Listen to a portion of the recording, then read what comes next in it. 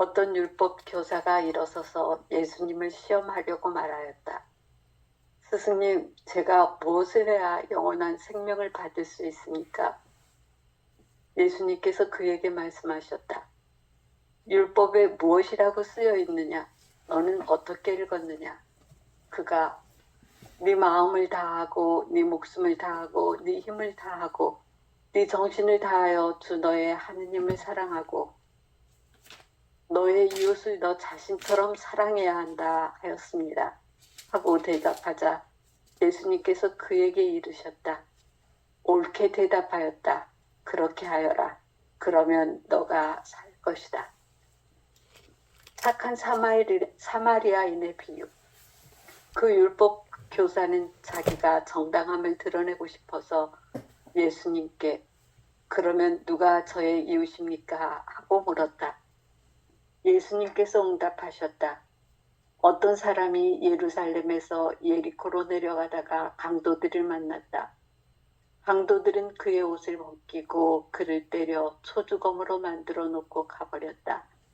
마침 어떤 사제가 그 길로 내려가다가 그를 보고서는 길 반대쪽으로 지나가 버렸다. 레위인도 마찬가지로 그곳에 이르러 그를 보고서는 길 반대쪽으로 지나가 버렸다. 그런데 여행을 하던 어떤 사마리아인은 그가 있는 곳에 이르러 그를 보고서는 가엾은 마음이 들었다. 그래서 그에게 다가가 상처에 기름과 포도주를 붓고 싸맨 다음 자기 노새에 태워 여관으로 데리고 가서 돌보아 주었다. 이튿날 그는 2데나리온을 꺼내 여관 주인에게 주면서 저 사람을 돌보아 주십시오. 비용이 더 들면 제가 돌아올 때에 갚아드리겠습니다. 하고 말하였다. 너는 이 세 사람 가운데에서 누가 강도를 만난 사람에게 이웃이 되어주었다고 생각하느냐? 율법 교사가 그에게 자비를 베푼 사람입니다. 하고 대답하자 예수님께서 그에게 이르셨다. 가서 너도 그렇게 하여라. 아멘. 이 얘기는 아마 성경을 읽어본 사람에게는 아주 유명한 사마리아 사람의 이 얘기를 통해서 하느님의 사랑 그리고 이웃 사랑 그것이 그리스도교 계명 중에 으뜸 가는 계명이라는 것을 교리적으로 다 이해하는 말씀이죠. 그리고 이 말씀에 수긍하지 않는 그리스도인은 아무도 없어. 그죠? 그런데 이걸 그냥 교리적으로 하느님의 말씀으로 읽는 게 아니고 그게 지금 하느님의 현존 신앙으로 읽어볼 수 있었으면 좋겠다 하는 게 우리 공부의 핵심이지요. 그러니까 기본적으로 인간은 무엇을 설정하냐면 늘 시간과 공간 내에서의 인간 활동에 관련해서 얘기하고 있지만 그건 인간이 설정한 상황이에요. 시간과 공간 안에 인간이 산다는 건 인간이 설정한 상황이라고. 그죠? 진실이고 사실은 뭐냐면 시간과 공간을 초월한 카이로스적 하느님의 시간을 산다고. 이 순간만 산다고. 그것이 실질적인 그게 진리니까. 진실이니까. 진실을 사는 사람들은 진리를 사는 사람들은 바로 이 하느님의 시간 이 순간이 바로 전부라고 하는 것을 알아차리고 있는 거죠. 그래서 루카복음 10장 25절에서 37절의 말씀에 기록된 율법 교사와 대화를 전제로 해서 율법 교사와의 대화의 카이로스적 하느님의 시간대에 진리를 사는 방식을 선한 사마리아의 비유를 통해서 온전하게 드러내 보여주시는 말씀이라고 볼 수 있죠. 특별히 하느님의 현존이라고 하는 관점에서 이 복음을 조명해 볼 때 영원한 생명이라고 하는 것은 미래의 보상이 아니라 지금 이 순간 실존적 사랑의 실천으로 전환되는 역동적인 삶의 순간 안에 경험할 수 있는 일이다. 이렇게 보는 거예요. 그죠? 루카복음 10장 25절의 얘기를 함께 들여다보면 그렇습니다. 어떤 율법교사가 일어나서 예수님의 속을 떠보려고, 여기서부터 실제로 무슨 의미인지 대충 알겠죠? 그들이 설정한 이 세상이 옳음을, 율법을 중심으로 해서 만들어낸 세상이, 당신들이 설정한 세상이 옳음을 예수님께 드러내 보여주려고 질문을 던집니다. 선생님, 제가 무슨 일을 해야 영원한 생명을 얻을 수 있겠습니까? 하고 물었다. 그랬더니 예수님이 뭐라고 하냐면, 율법서에 뭐라고 적혀 있느냐? 그들은 이제 율법을 중심으로 해서 자신들의 세계관을 설정할 거니까 율법서에 뭐라고 적혀져 있더냐라고 묻습니다. 자, 이렇게 질문 자체가 아주 역질문으로 시작해서 이 질문을, 이 얘기를 풀어내 주시죠. 그러니까 누가복음 10장은 예수님께서 72인의 제자들을 하느님 나라를 전파하기 위해서 파견해서 그들이 귀신들이 항복하는 권능을 보고 돌아온 직후의 사건을 다루는 얘기인데요. 예수님께서는 사탄이 하늘에서 떨어지는 것을 확정하여 제자들에게 하느님 나라에 들어갈 특권을 선언합니다. 지금 이 순간 이렇게 살아있는 그리스도를 통해서 하느님 나라를 경험토록 해주신 거죠. 이런 일련의 사건들은 메시아의 통치가 이미 지금 여기서 시작되었음을 알리는 얘기이고, 최후의 심판의 축복이 미래에 있지 않고 바로 지금 이 순간 확증된 현재적 종말론, 세상 마지막에 있을 종말이 어디서 경험되는 거예요? 지금 여기서 경험되어지는 징조를 경험토록 해주었던 거거든요. 이런 문맥 속에서 율법 교사가 던진 질문이 우리가 무엇을 해야 영생을 얻겠습니까? 라고 하는 질문이라는 것은 단순히 윤리적 궁금증을 넘어서 이미 도래한 메시아 시대에 구원받은 자가 어떻게 하느님 나라에 합당한 삶을 살아야 하는가에 대한 실존적 질문으로 바꿔서 역질문을 합니다. 너희는 어떻게 생각하느냐? 영원한 생명이라고 하는 것은 명백히 죽어서야 가는 생명, 종말론적 개념이지만 루카복음 10장의 현재적 종말론은 바로 지금 여기 이 순간 예수님과 함께하는 삶, 그리스도와 함께하는 삶, 즉 하느님의 뜻에 순종해서 세상 속에서 살아가는 현재적 삶이 바로 영원한 생명임을 경험토록 해주신 거죠.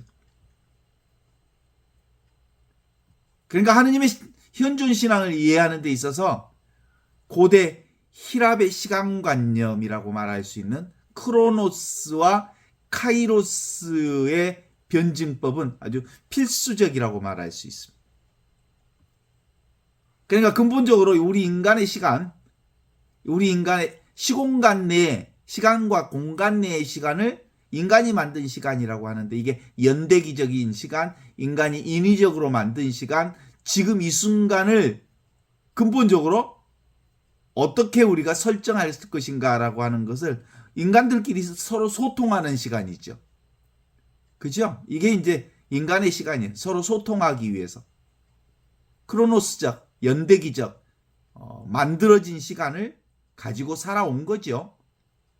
그런데 근본은 진실은 뭐예요? 그런 시간 없어.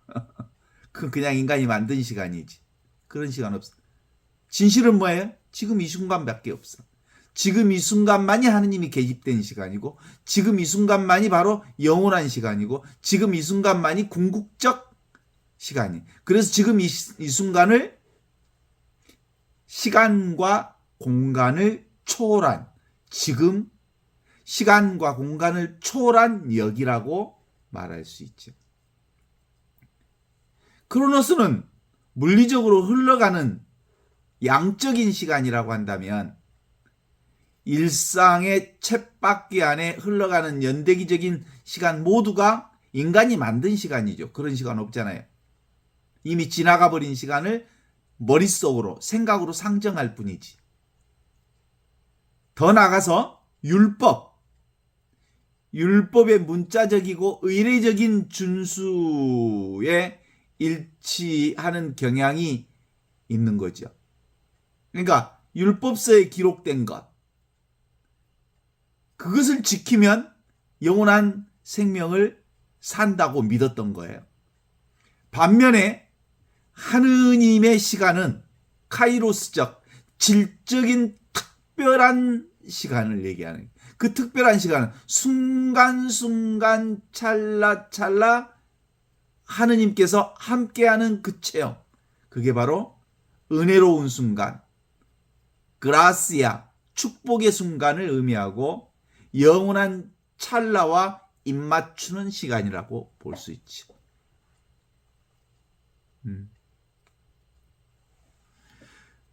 바로 그것 때문에 우리 현대인은 주로 시간은 돈이다 라는 강박 속에서 24시간이 24시간 시계에 의해서 통제되는 크로노스의 거대한 압력 안에서 살고 있죠. 우리가 함께 읽어본 책이 있어요. 모모라는 책. 그 모모라는 책에서 얘기하는 것은 시간을 전략하라. 시간을 전략하라. 시간을 전략하면 전략할수록 바빠. 시간이 전략하고 열심히 시간에 맞춰서 살면 살수록 시간의 바퀴 속에 말려 들어가면서 도무지 시간이 없어. 시간을 전략했더니 시간이 없는 거야. 그걸 경험하게 한 소설이 모모. 그래서 그렇게 시간에 갇힌 사람들을 회색 신사라는 이름으로 모모에서는 얘기를 하고 있었어요. 한번 시간 나면 다시 한번 읽어보고 싶은, 현대인이 얼마나 시간에 쫓겨 사는지. 만나면 그래. 시간이 없어야. 시간이 없어. 전부 시간이 없다고 말하는 사람들은 다 뭐예요? 무능한 사람들이에요. 무능한 사람들. 하느님의 시간, 영원한 생명의 시간을 경험하지 못하는 사람들이니까 무능이지요. 전지전능성은 어디에 있냐면 지금 이 순간에 있거든요. 하느님의 시간. 그래서 현존이라고 하는 것은 이러한 인간의 크로노스적 강박으로부터 한 걸음 떨어져서 선엄적, 우리가 경험하기 이전에 있는 이 시간, 선엄적 시간에 하느님의 뜻이 펼쳐지는 것을 경험합니다. 우리는 매 순간마다 하느님이 살아계심을 경험합니다. 이게 바로 새하늘 새 땅입니다. 인간의 생각과 인간의 규정에 의해서 살아가는 세상을 바로 크로노스적, 연대기적 시간 안에서, 시간 내의 생활이라고 한다면 그걸 초월하는 시간이 바로 새하늘 새 땅이죠. 지금 이 순간을 사는 거예요. 곧 신앙, 현존 신앙은 단순히 영적 체험에 머무르는 게 아니라 통제 불가능하고 예상치 못한 고통의 순간에 하느님의 뜻에 따라 즉각적이고 조건 없이 반응하는 삶 전체를 얘기하는 거예요. 그래서 근본적으로 영적인 생활은 이웃사랑의 실천이야말로 우리 구원 역사의 가장 풍요로운 하느님의 시간을 경험하는 카이로스적 응답이라고 말할 수 있어요. 네가 바로 뭐야? 나지. 그러니까 이웃사랑인 곧 하느님 사랑이요. 둘이 아닌 방법으로 보는 사람만이 하느님 사랑을 지금 여기서 제대로 하는 거야. 나와 너를 나누면 근본적으로 나에 갇혀서 너를 사랑할 수가 없는 거야. 이게 바로 하느님 현존 신앙의 신학적 기초라고 말할 수 있는 크로노스 대 카이로스의 방식으로 우리가 함께 경험해 볼 수 있어요. 자, 크로노스는 양적인 시간, 선형적인 시간, 물리적인 흐름이라고 말한다면 하느님의 시간인 크로노스는 질적인 시간, 의미 있는 시간, 특별한 순간, 매 순간순간 하느님의 현존을 체험하는 순간입니다. 인식 대상으로서는 크로노스는 연대기적인 시간을 근거로 해서 율법과 의무 이행 그리고 정결법을 이행하는 방식으로 자신들이 하느님 나라를 산다고 착각하는 거예요. 그런데 카이로스적 하느님의 뜻을 사는 사람들은 구세사, 구원 역사가 어디에 있어? 지금 있어. 그게 바로 은혜로운 만남이요. 결정적 순간은, 궁극적 순간은 지금 있다고 하는, 지금 여기에서 행동할 때 윤리적 소명을 온전하게 다하는 거예요. 하느님의 사랑 실천은 지금 여기. 그래서 기본적으로 25절 다시 한번 읽어보고 싶어요. 어떤 율법 교사가 일어서서 예수님의 속을 떠보려고 선생님, 제가 무슨 일을 해야 영원한 생명을 얻을 수 있겠습니까? 이렇게 대답하는 거죠. 질문하는 거잖아요. 예수님께서는 율법 교사의 질문에 직접 답변하지 않습니다. 그래서 대받아치지요. 율법에 뭐라고 기록되어 있느냐? 그리고 어떻게 읽었느냐? 이 반문의 율법 지식의 유무가 아니라 지식을 내면화하고 삶에 적용하는 방식의 문제 삼는 실천적 요구를 구체적으로 제시하고 있어요. 진리를 스스로 찾고 이해해서 내면화하는 것이 정말 중요하다. 그것이 지금 여기 이렇게 경험하는 것, 실감하는 것이 그 무엇보다도 아는 것 이전에 중요하다는 거죠. 율법교사는 양적인 지식은 충분했지만 이 진리를 영혼에 새겨넣어 지금 여기 이 순간 살아있는 하느님에 대한 성찰에는 실패한 사람들입니다. 현대인이 바쁜 일상 속에서 크로노스, 인간이 만든 시간과 공간 내의 강박에 갇혀 늘 성찰할 시간이 없대. 늘 하는 사람들 얘기가 그렇잖아요. 바쁘다 바빠. 율법 교사는 율법 핵심을 실제 삶에서 구현해내는 성육신의 독해에 도달합니다. 하느님이 지금 여기 우리와 함께 지금 여기 계심을 경험하는 것. 그래서 현존신앙을 단지 지적으로 아는 것을 넘어서 그 말씀을 지금 여기에 삶의 맥락에서 구체적인 행동으로 경험하는, 실감하는 삶이 바로 그거죠. 27절에 보면 이렇게 나옵니다. 내 마음을 다하고 내 목숨을 다하고 내 힘을 다하고 내 정신을 다하여 주님이신 내 하느님을 사랑하라. 그리고 내 이웃을 내 몸같이 사랑하여라 하였습니다. 이 대답에 예수님께서 옳은 대답이다. 그대로 실천하여라. 그러면 살 수 있다. 사랑의 계명인 전인격적 요구와 통합적 현존 실천을 제시하고 있는 거죠.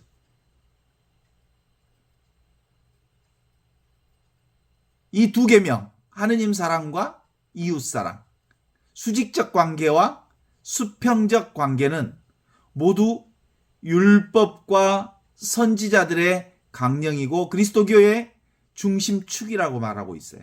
그게 바로 현존 신앙의 관점에서 볼 때 전인격적인 현실은 삶의 모든 영역에서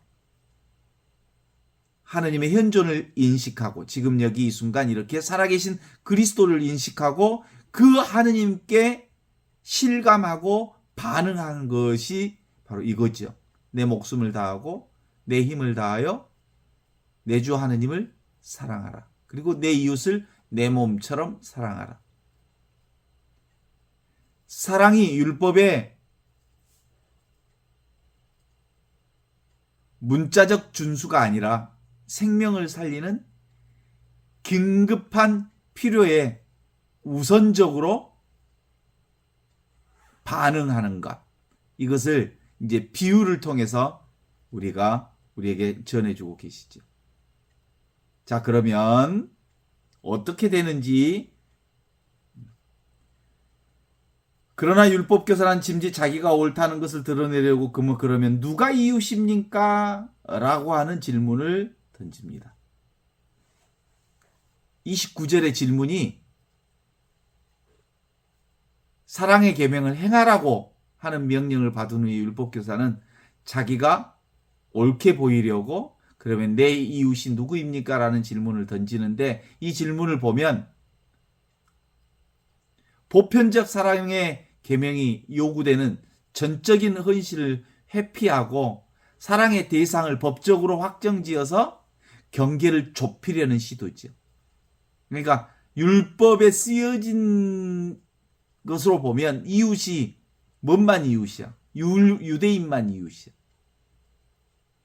유대인 안에서만 그 율법을 적용하고 싶은 거야. 당시에 사마리아 사람이나 이방인들은 이웃이 아니거든. 셀이나 창기나 그리고 특히 사마리아 사람 같은 부정한 병자들은 그 율법 안에서 완전히 배제시켜 버렸습니다.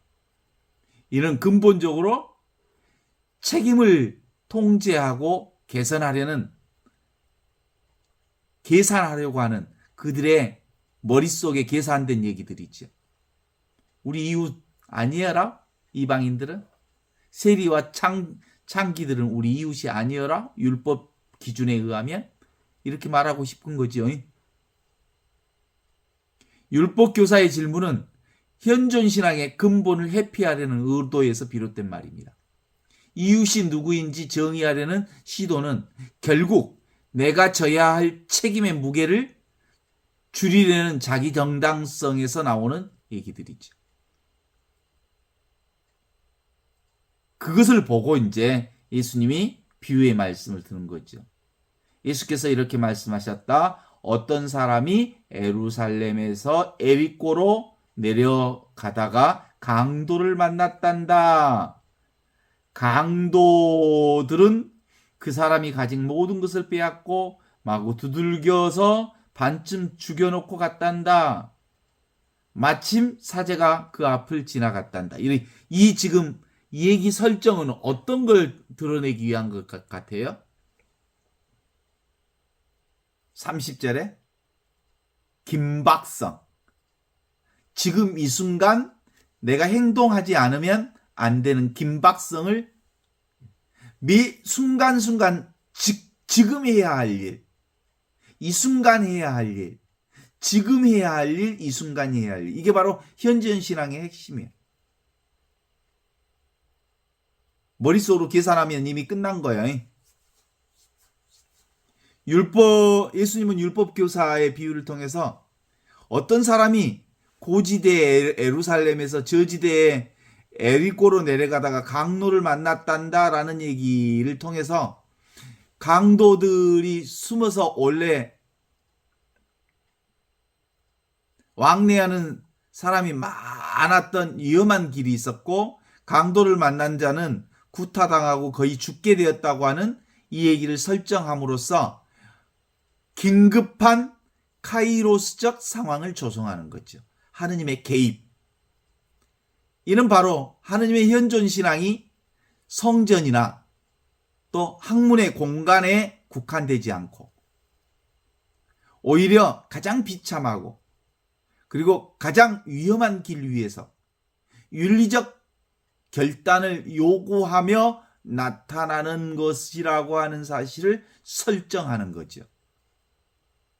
마침 그 길로 제사장 한 사람이 내려가다가 강도를 만나고 보았는데 회피하고 지나갔습니다.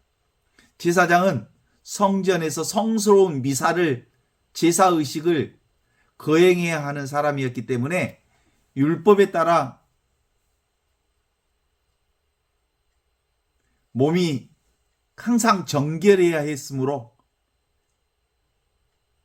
절대로 그 사람에게 피 묻은 사람을 손대면 안 되게 되어 있는 거예요. 그가 쓰러진 사람을 이미 죽은 자로 보았을 가능성이 컸으므로 그를 돕는 행위는 정결법 위반해서 자신의 종교적 직무를 수행할 수 없게 만든다는 위험을 내포하고 있었던 거예요. 누구 논리? 그 사제의 논리죠. 이러한 제사장의 행위는 인간의 크로노스적 논리의 실패를 극명하게 보여주는 겁니다. 그는 눈앞의 생명을 구원하는 즉각적인 행위가 자신의 의례적인 의무와 미래의 성전 봉사 시스템의 스케줄에 갇혀서 행동하지 않는 거예요. 율법 정신이 사랑과 자비보다 율법의 문자적인 규정에 묶여 있다는 사실을 확인해 볼 수 있는 장면입니다.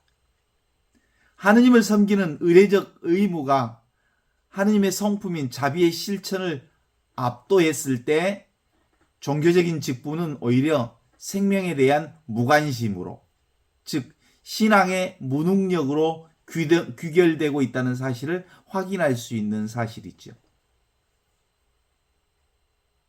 우리는 그런 것들을 너무 많이 봐요. 법의 이름에 의해서. 32절로 들어가면 이렇게 얘기합니다.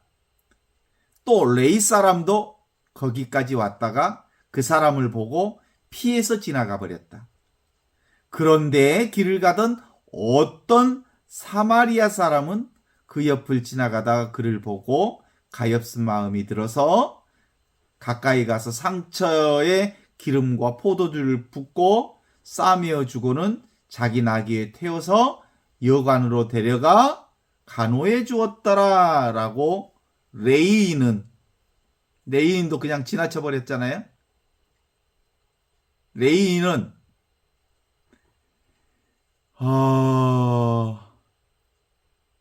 역시 율법 전문가 계층이기 때문에 성전 보조 봉사자라고 말할 수 있거든요. 제사장보다 정결법이 덜 엄격하게 구속되어 있을 수 있었음에도 불구하고 행동하지 않습니다. 실천하지 않습니다. 레위의 행위는 율법 지식인의 방관을 상징하는 모습이죠.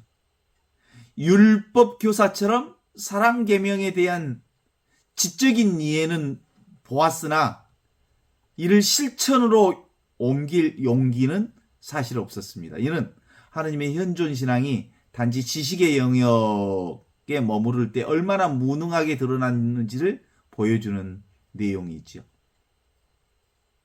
레위는 위험과 비용을 계산하면서 시간적 통제인 크로노스를 유지하려고 했다는 점을 우리가 볼 수 있어요.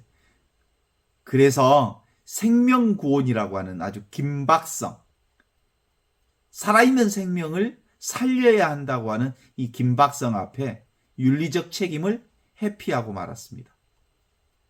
그의 방관은 스스로 옳게 보려던 율법교사의 내면적 자기정당화가 현실에서 발현된 모습이라고 볼 수 있지요.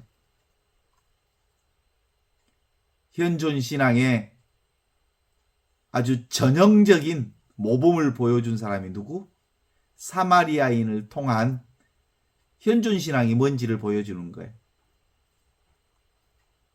사마리아 사람은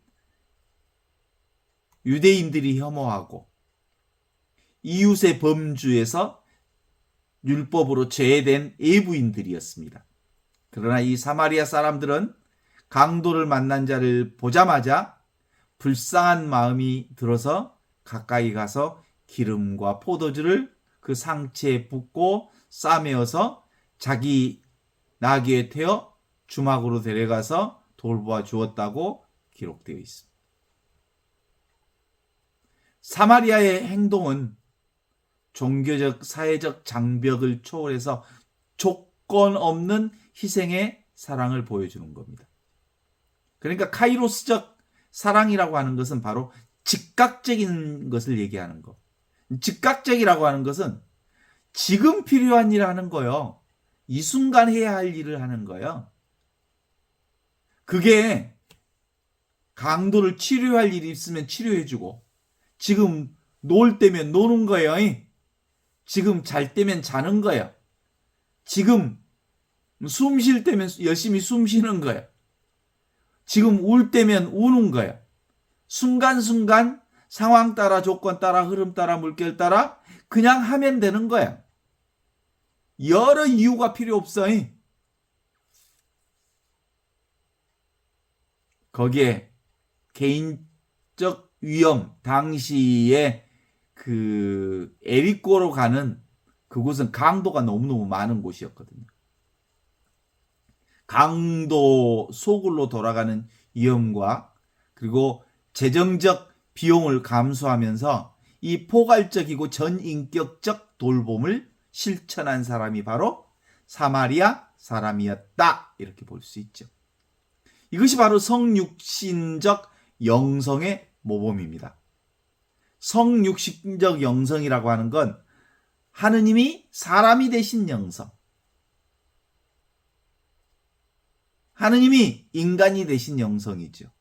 거룩함을 유지하기 위해 세상을 회피하는 것이 아니라 고통의 현장에 뛰어들어서 더러워짐을 감수하고라도 생명을 살리는 자비의 실천을 진정한 거룩함으로 보는 거예요. 사마리아 사람은 율법의 지식이나 직분에 구애받지 않고 하느님의 현존이 요구되는 즉각적인 윤리적 행위를 수행함으로써 구원의 모델로 제시하고 있습니다. 비유를 마친 예수님은 율법교사에게 내 생각에는 이 세 사람 중에 누가 강도를 만난 자의 이웃이냐고 질문하죠. 율법 전문가는 유대인이 가장 혐오하는 사마리아인이라는 용어를 입에 담지 않고 자비를 베푼 사람입니다. 이렇게 애둘러 쳐서 얘기하는 거예요. 사마리아 사람입니다. 이렇게 도무지 지 입으로는 말할 수 없었던 거죠.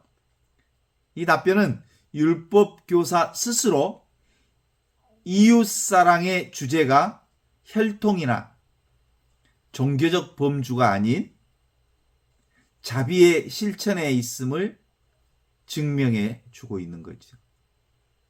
예수님의 최종 명령은 뭐예요? 너도 가서 이와 같이 하여라. 여시, 시, 여시.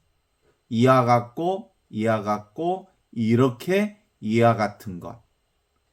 지금 이 순간이 사랑하는 거예요. 지금 이 순간이 사랑인 거예요. 지금 이 순간이 카이로스예요. 지금 이 순간이 하느님이 계신 곳이에요. 지금 이 순간이 진리가 살아있는 자리예요. 그래, 너도 그와 같이 하여라. 어디서? 지금 여기서. 우리가 그리스도인으로서 구원받고 아직 이 땅에 존재하는 이유는 뭐 하기 위해서?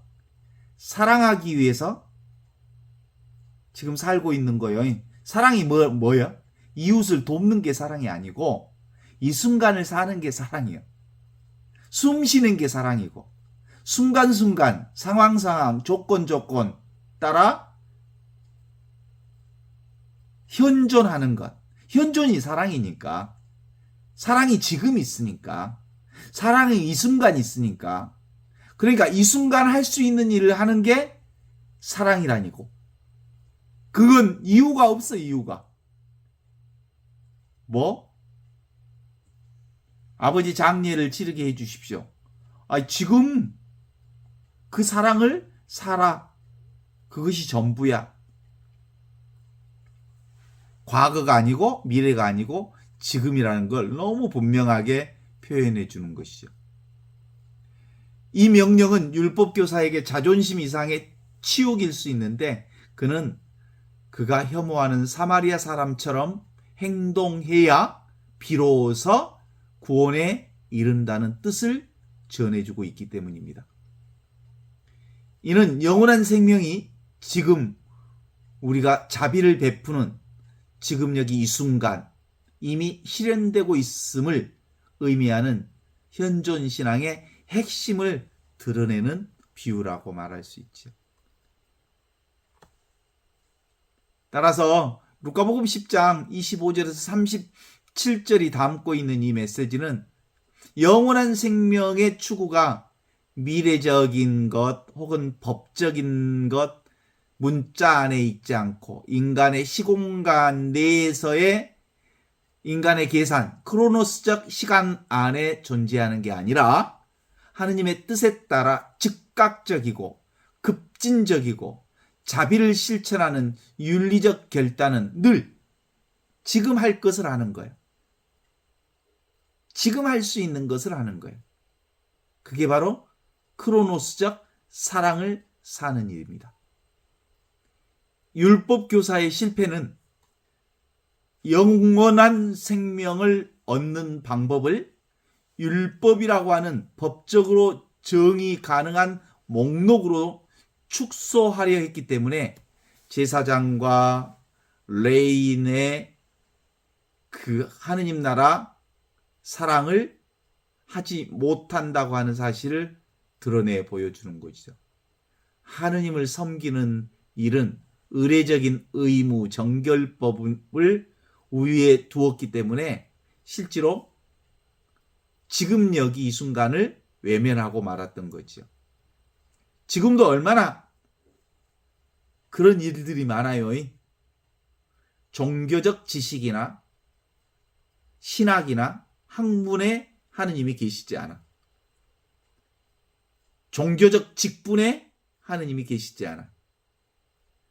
교황님, 추기경님, 주교, 신부, 수녀에게 하느님이 계시지 않아.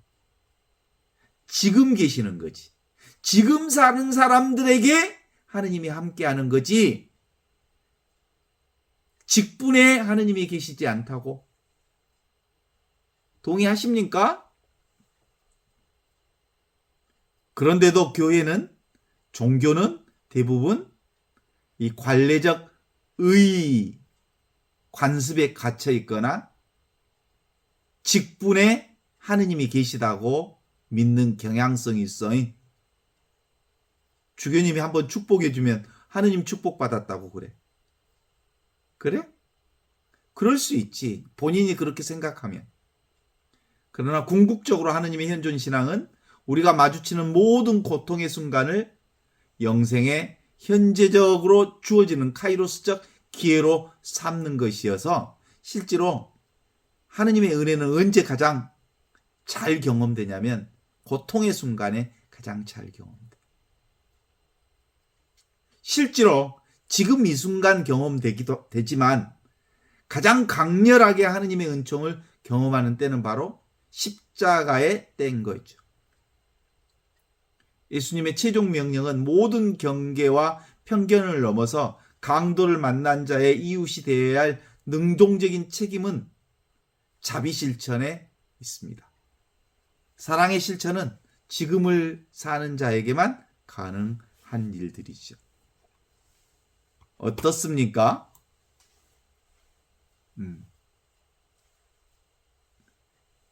이 세상 모든 사람들의 근본에 무명이 있어. 무지의 구름이 있어. 그게 뭔 줄 아시죠? 이 몸뚱아리가 나라고 생각하는 거. 자기 생각이 나라고 생각하는 거. 자기 기분이 나라고 생각하는 거. 도무지 자기라고 하는 이 한계에서 벗어나지 못하면 이렇듯 사제나 레인처럼 쓸데없는 짓을 하고 말아이. 진짜 살아야 할 삶을 못 산다고. 진짜 살아야 할 삶은 어디에 있어? 지금 있고 이 순간에 있거든요. 지금 이 순간이 중중무진 모든 것의 총화가 지금이거든요. 과거의 지금, 미래의 지금. 지금 이 순간에 과거가 있고 지금 이 순간에 미래가 있고 모든 것은 지금 여기 이 순간의 궁극적 순간이거든요. 그런데 그게 안 되는 이유는 이놈의 자아 때문에, 내가 따로 있다는 생각 때문에, 본능적으로 이 자아에 끄달리기 때문에 실제로는 이 현재를 사는데 더딜 수밖에 없어요. 생각이 앞서가 버려요. 그러니까 사제와 레인이 지금 당장 죽어가는 사람 앞을 지나칠 수밖에 없었던 거죠. 눈앞에 보는 이것. 이것이 바로 뭐예요? 하느님이 하느님. 하느님 어디 계셔? 눈앞에 있어. 하느님 어디 살고 계셔? 내 발밑에 계셔. 내가 서 있는 자리, 내가 보는 이 자리. 이게 바로 생명의 배경 자리. 영원한 생명의 배경을 이 개인 생명이 살고 있거든. 그죠? 영원한 생명이 어디 있어? 지금 있지. 전체 의식이 지금 이 개인 의식을 통해서 정체 의식을 확인하는 거거든. 이 전체 존재가 이 개인 존재를 통해서 늘 확인되어 있는 거예요. 그래서 우리가 하느님의 사랑을 사는 유일한 방법은 그냥 있는 거예요. 그냥 있어. 그냥 있는 자리가 하느님이 있는 자리라니까. 그냥 있는 자리가 바로 사랑이 있는 자리라니까. 눈앞에 보이는 대상이 바로 내가 나와 둘이 아닌 하나의 자리죠. 보는 이것. 이 전체성을 통해서 이 개체성을 경험하는 거예요. 이 영원한 생명을 통해서 지금 즉각적 생명을 경험하는 거예요. 이 하느님의 생명을 통해서 이 개인 생명을 경험하는 거예요. 따라서 개인 생명이 곧 하느님의 생명이라고 볼 수 있는 거죠. 산부인과의 신생아는 눈을 뜨자마자 바로 지 생명이 전체 생명이라고 하는 것을 알아이. 지 전체 생명이 엄마하고 구분되어 있지 않다고 알아이. 세상하고 붙어 있는 줄 알아. 다 자기요. 분별 없으면 바로 보지 못해요.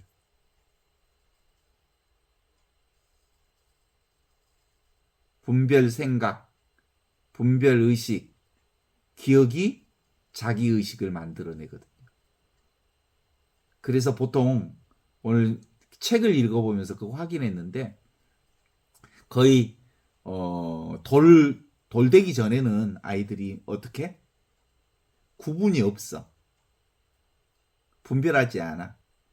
그럼 보통 이제 돌이 지나면서 2살쯤 되기 시작하면서 이제 분별의식이 생겨요.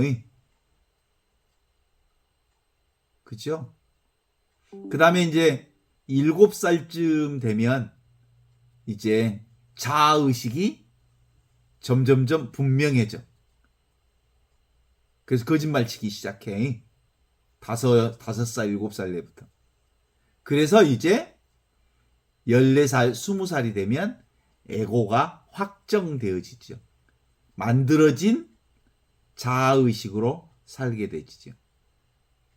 근데 그건 사실은 만들어진 자아지 실제로 나는 아니요.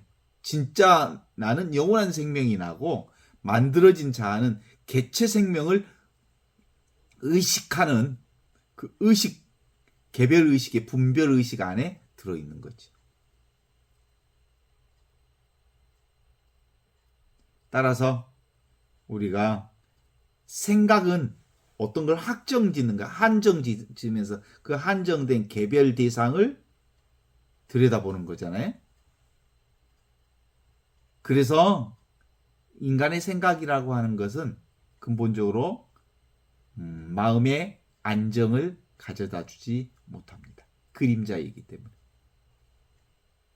그래서 또 그 마음의 안정을 가져다 주지 못하니까 또 다른 생각을 확장해 나가죠.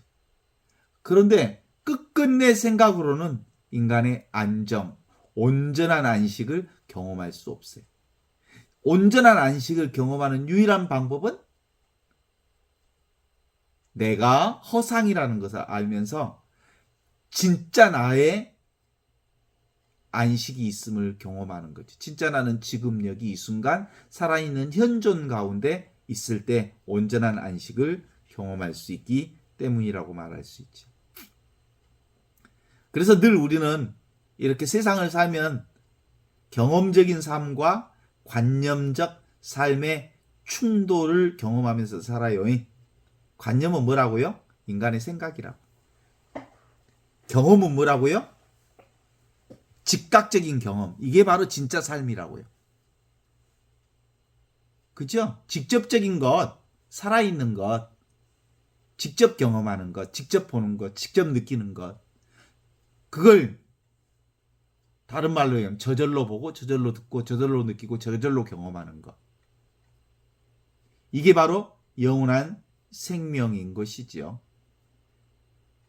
그래서 우리 생각의 작동 원리를 한번 이렇게 분석해 보면 그래요. 생각은 어떻게 신생아처럼 아무 분별 없이 백지 상태를 신생아라고 보면 되겠잖아요. 분별이 전혀 없는 백지 상태에서 하나 둘씩 이제 경험하면서 그것이 기억에 쌓여. 기억에다 저장해놔. 그 기억을 근거로 해서 나라고 하는 허상을 만들어내. 나라는. 그 나라고 하는 허상을 통해서 세상을 분별해. 분별된 세상이 진짜라고 착각하게 되어 있는 패러다임이 바로 이런 방식으로 세상을 분별하죠. 그런데 카이로스적 즉각적인 삶이라고 하는 것은 늘 지금 여기 이 순간 살아있는 현존의식, 살아있는 생명의식, 살아있는 존재의식, 이걸 사는 것. 이게 바로 지복이라고 그래, 지복. 오늘 우리 현존이가 새끼를 낳았어. 그 새끼 이름을 하나는 순수라 지었고, 하나는 고요라 지었고, 하나는 밝음이라고 지었어. 이 현존의 특징이 순수와 고요와 밝음으로 드러나거든요. 어떤 영역에서는 텅 비어있어. 순수라는 말은 순수가 있는 게 아니요. 없는 순수요. 없다는 점에 있어서 순수요. 그 다음에 고요라는 것은 없다는 점에 있어서 고요요. 침묵이죠, 침묵. 밝음이라고 하는 건 실제로 이 빛이 비춰야 존재하잖아요. 그리스도의 빛. 빛이라고 하는 것이 존재를 드러내게 하는 거잖아요. 그게 바로 현존의 특징이 바로 순수로 그리고 고요로 밝음으로 드러납니다. 순수, 고요, 밝음. 이게 현존이 자기 자신을 드러내는 방식입니다. 이 순수, 고요, 밝음을 지복이라고 합니다. 지극한 복락, 지선이라고 할 수도 있죠. 이보다 더 좋을 수 없는 최상선이라고 말할 수 있죠. 이게 바로 현존이 드러내는 방법, 하느님이 드러내는 방법이 진선미의 방식으로 당신 자신을 드러내고 있거든요. 그러니까 눈에 보이는 세상 전체가 진선미를 드러내고 있는 거거든요. 우리가 경험하는 모든 것은 가장 최상의 선을 있는 그대로 진실하게 드러내는 아름다움이 바로 하느님의 현존 방식입니다. 어때요? 기가 막히지 않습니까? 우리의 삶은 이렇게 드러나고 있는데 쉴 데 없이 뭘로? 생각으로 우리의 삶을 규정해. 다 거짓말이에요. 거짓말. 생각은 없는 것을 인간의 시공간의 방식으로 서로 소통하기 위해서 만들어낸 얘기들이죠. 도구예요. 도구. 삶을 경험할 수 있도록 하게 한 도구인데 그 도구가 사실상 우리를 이제 지배하고 말았어. 그래서 언어의 지배를 받고 살아요. 생각의 지배를 받고 살고 관념의 지배를 받고 살고 있지. 그래서 근본적으로 현존 신앙의 핵심은 전의식 상태인 신생아 상태로 돌아가자는 말이 아니라 초의식 상태를 살자는 거예요. 모든 것을 경험하지만 그 경험에 묶이지 않을 수 있으려면 원래 있는 이 영원한 생명으로 산다는 것을 깨달아 알면 모든 것을 경험하지만 어떤 것도 경험하지 않는